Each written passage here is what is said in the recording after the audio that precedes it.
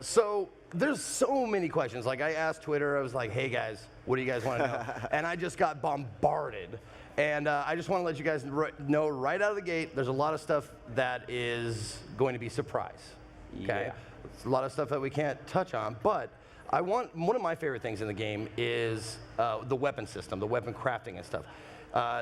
Is there, like, I'm sure there's going to be, that's going to be in the game, but can you tell us if there's going to be like some news things? Well, there'll be a lot of new weapons in the game. For sure, the weapon crafting will be a bit reworked because we changed the combat in Dying Light 2 into the way it's more tactical, the way it's more giving you more satisfaction in certain bits, certain moments. So the weapon crafting fills the gap, and it creates a lot of emergent situations that create those satisfaction moments. Yeah, it will be more complicated and more complex, so I guarantee you won't be disappointed. Very cool, very cool. One of the things that I really like about, or I like about video games in general, is the difficulty. In the beginning, when I first started the first game, it was just run. Is that, can you speak to like the gameplay arc with this? Because it seems like he might start out like a badass, but am I wrong about that? I can't tell you too much about that. Okay. The thing is that Eïdena Kodwela is entering the city at the beginning of the game, almost at the beginning of the game. So he's not from the very beginning in the city, and he's not infected from the very beginning. So it probably covers some of the answers. Okay. Like I said, totally fine if you can't say stuff, but I have to ask these questions. The hard-hitting, journalistic questions. Co-op? Question mark? There will be co-op. So you can play entire campaign, entire story from the beginning till the very end with your friends. It's up to 4-player co-op like in the first game. Some of the new elements will be introduced very soon about the co-op and about the multiplayer elements of the game, but right now it's confirmation that the co-op is there.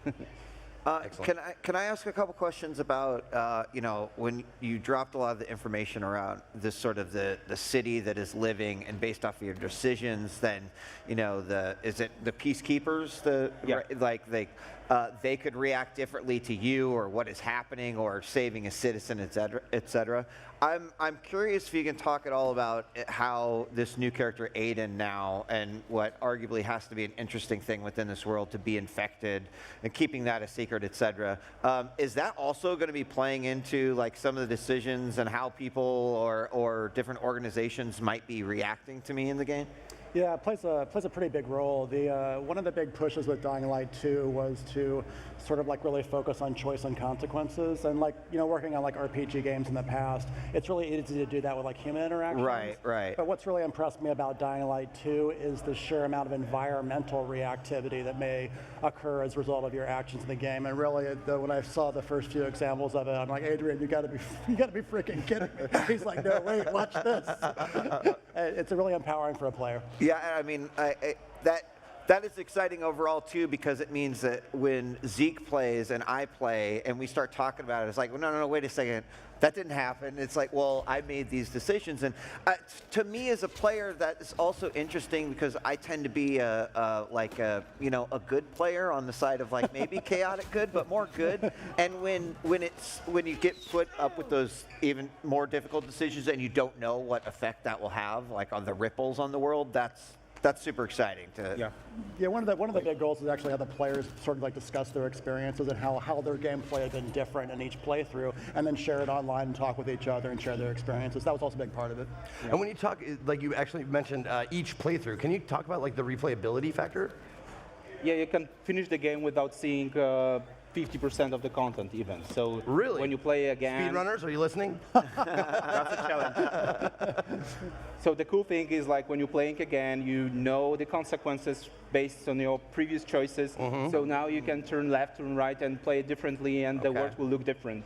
So it's a super exciting motivation for playing this game again, especially if this is the action game, and a lot of choices have the tremendous influence into the game world.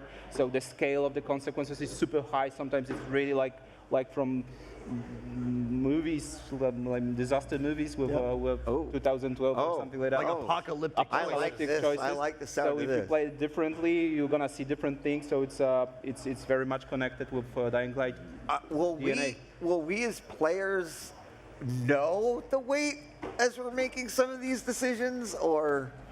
Yeah, actually, the way the choices are framed, it's always fair to the player to let them know what the stakes are. But then Sometimes, I I guess, yeah, you know? it kind of helps. But then, we dump a crap load of pressure on the player at the moment when they make the decision. So you know what the stakes are. You've got limited time to decide, and there are pluses and minuses to each one. But we want players to be able to make those difficult decisions, and then also be see the results of those in the game world. Awesome. Yeah, but the thing is that we were working a lot on those choices to make sure that we won't lose the DNA of Dying Light 1. And it's for sure the action game. So this thinking aspect, what to pick, the A or B or C or D, it's not like in strategical game where you really need to think a lot. To think, oh, should I go left or should I go right? So it's much more like the action. So there's the time is there, it limits you, but it's like you feel that you need to go A or B, and there's no point to go B for the player. So it's not like the strategical choice. Yeah. So we mostly focus on consequence rather than choice. Yeah. Well, I'm super happy to hear you say that, because I've played a lot of adventure games, action games, or whatever with a story, and it's always so frustrating when choices don't matter, And I'm glad to hear you say shit will change if you make these choices. I love that. Dying Light 2, shit will change. There you go. You're welcome. Trademark. Pay me now. Pay me now. Checks in the mail. Okay, cool. All right, so another really, really exciting aspect of playing the first one was the parkour. Can you tell us any innovations, updates, that kind of stuff? Yeah, we doubled the move of the parkour moves, so that's the one thing. So it's much more fluid when you just exploring through the city.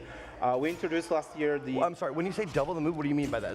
The speed animations when you interact with environment. Okay. And we introduced last year something called the parkour puzzles. So there are certain puzzles, where you really need to look at your stamina and measure it, find the road, find the place that you want to rest. I love that. And there's a lot of those kind of things. And in the demo we've created for the show, we also introduced something like improving your avatar. So it's not only about skills that you can unlock for having new moves or be more efficient in moving. You also have some tools. Yeah. So you are upgrading your avatar. You have your tools on your body. You have a new grappling hook, which is really great. You can. That was one of the questions. Ask them about the grappling hook. Yeah, it's not just for moving through the city. It could be used in a combat in any different cases. Yeah. Now, you said something about the parkour.